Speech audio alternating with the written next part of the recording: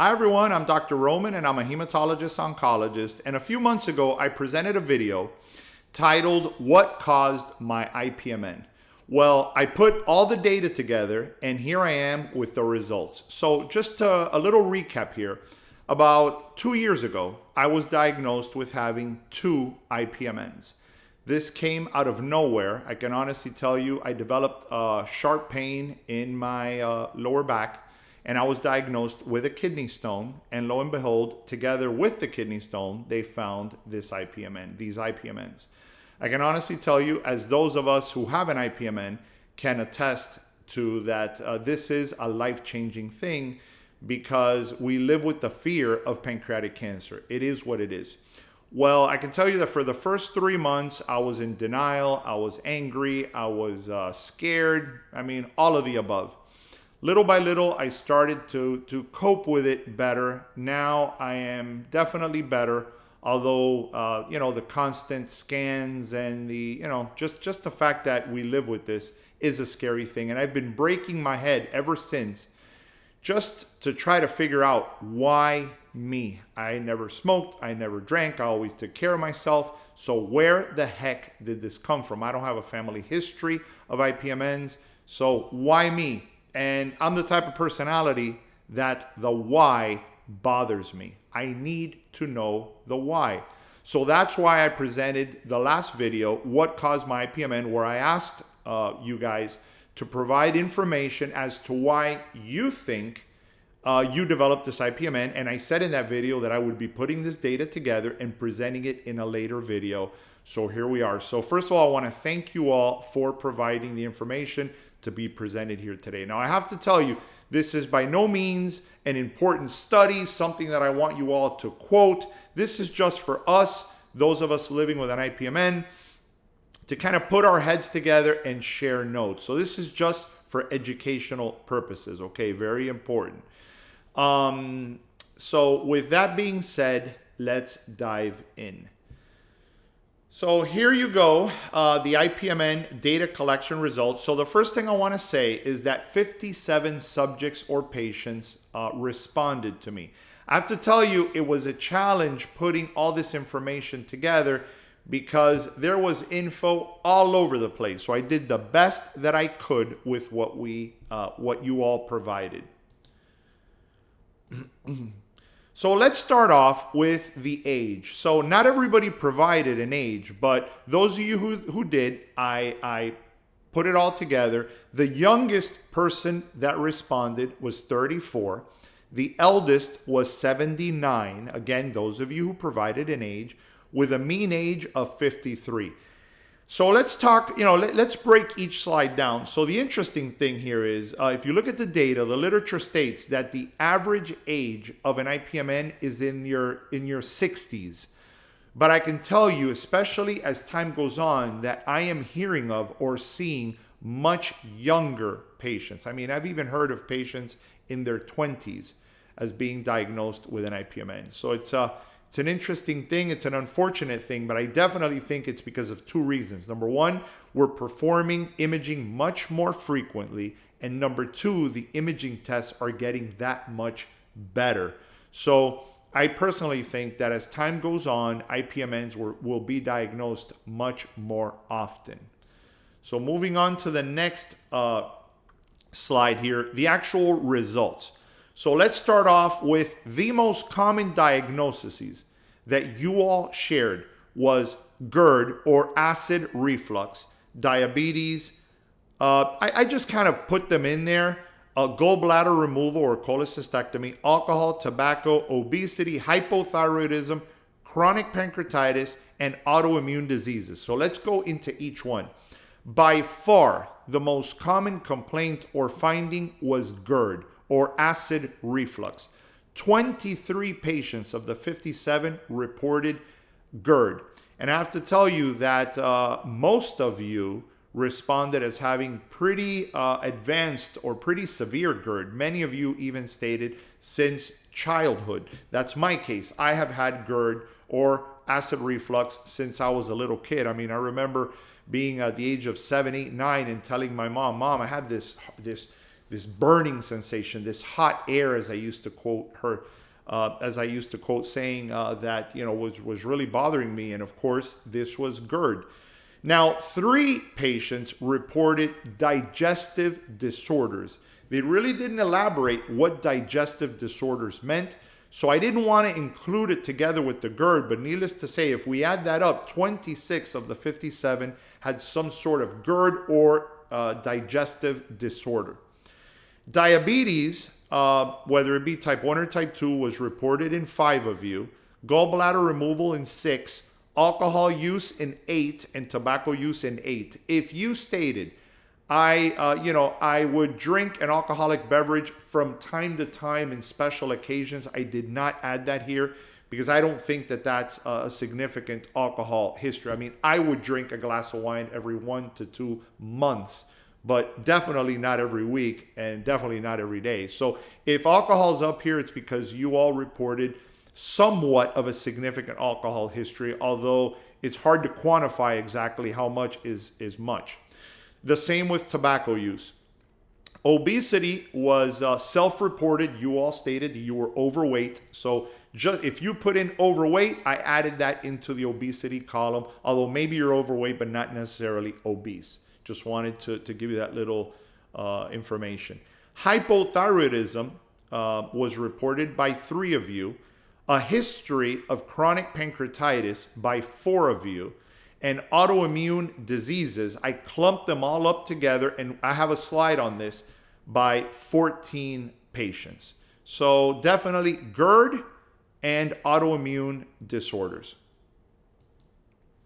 Now, breaking down the autoimmune disorders, ulcerative colitis was reported by 3, Sjogren's by 1, autoimmune hepatitis 1, rheumatoid arthritis by 1, psoriatic arthritis by 1, celiac disease by 2 patients, Hashimoto's thyroiditis by 1, Crohn's disease by 2, autoimmune vasculitis by 1, and primary biliary cholangitis or a demyelinating polyneuropathy, both in 1 patient. So, I was somewhat surprised to see definitely a higher than you'd expect number of autoimmune disorders in patients with an IPMN. So just something to think about. So a total of 14 patients presented or mentioned some sort of an autoimmune disorder. So, something definitely to think about.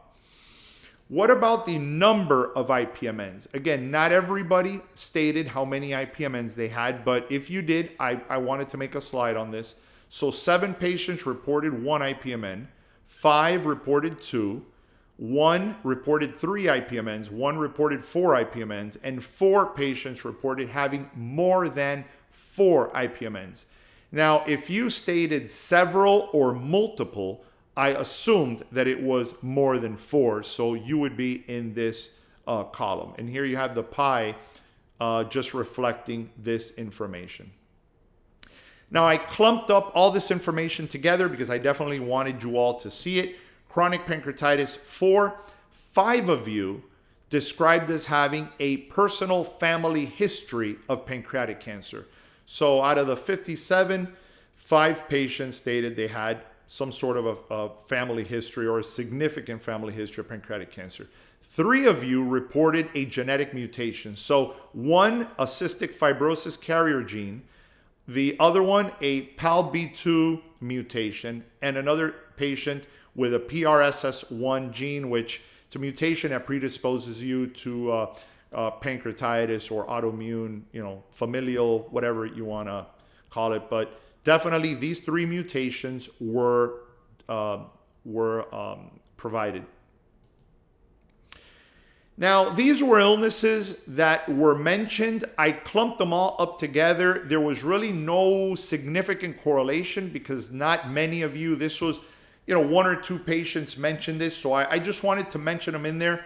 And I'm going to go over them one by one. A meningioma, monoclonal gammopathy of undetermined significance.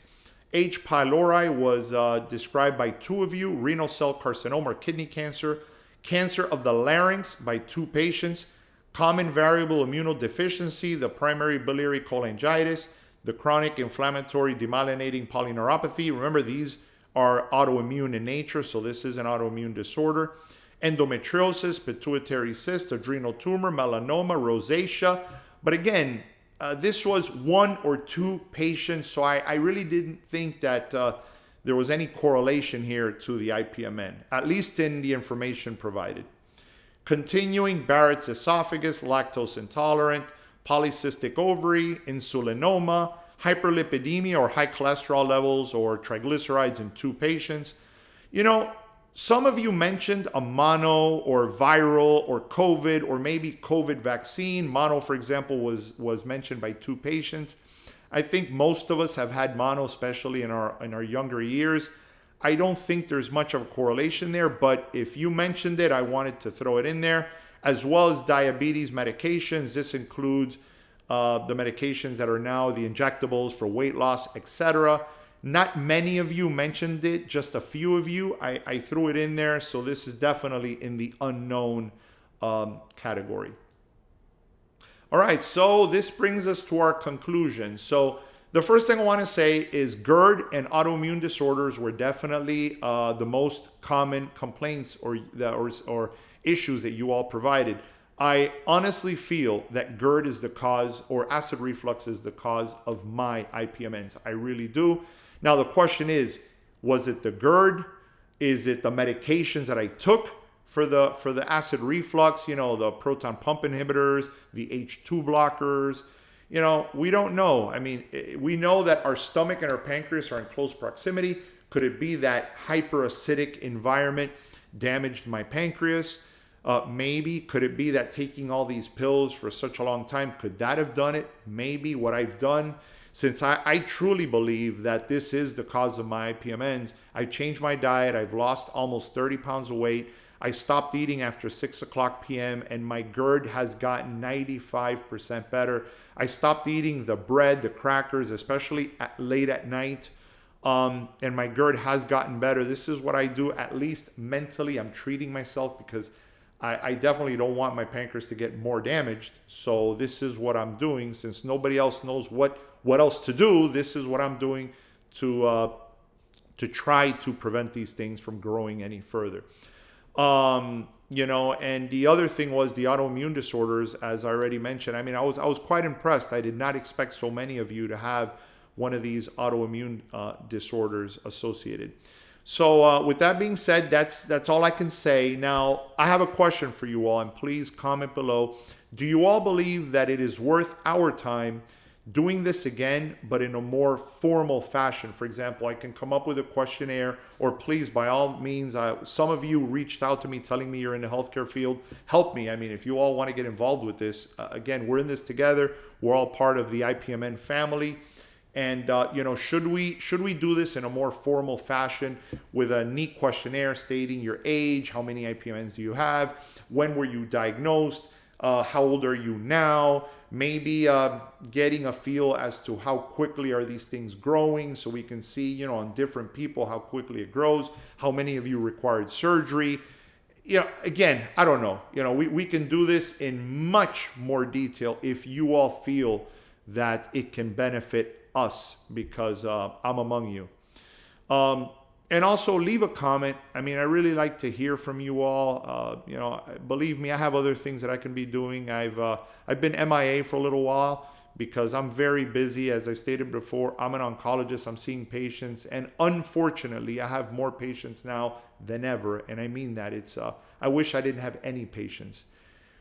So it's sad that you know, I am quite busy. I wish it was the opposite, but you know, and I have to tell you, this is near and dear to me because, guys, you know, I have an IPMN, and every time I treat a pancreatic cancer patient, it plays mind tricks on me. I mean, as you can imagine, you know, we all, me, live with this fear.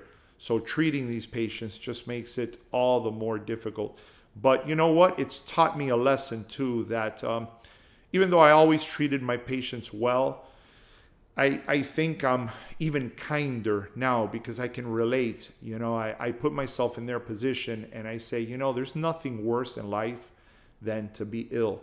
And if you're ill and you have to deal with a physician who's not nice to you, I can only imagine. So, this has definitely been a learning curve for me.